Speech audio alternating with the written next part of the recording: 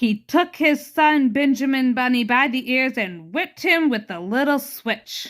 Hi, it's time to review some children's books. And I'm going to talk about some different parenting styles that are found within these books.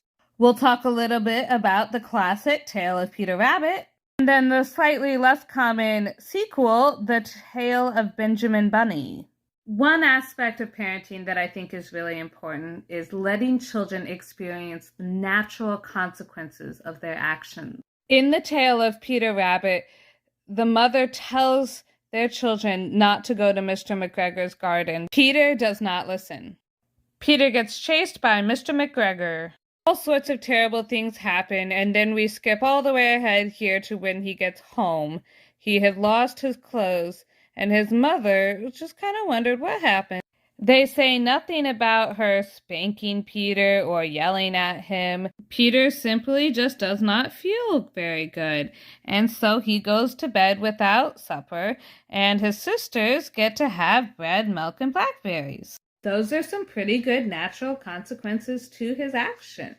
When we move on to the sequel, The Tale of Benjamin Bunny, who is the cousin of Peter Rabbit, we start to notice some different parenting styles. But first of all, Benjamin convinces Peter Rabbit that he should go back to the garden to get his clothes since Mr. and Mrs. McGregor left.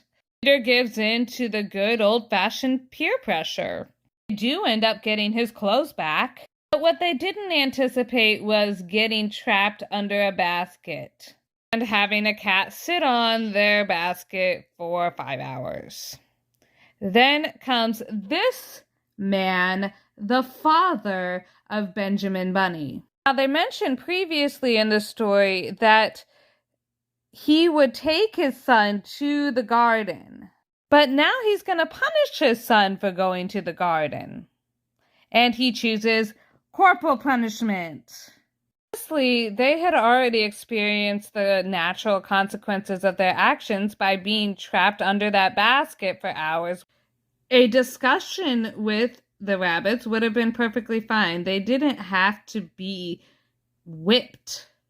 But Peter's mother continues to be a wonderful example of gentle parenting and using natural consequences. You know, she forgives him, and she's glad that he's okay, and she can tell that he learned his lesson.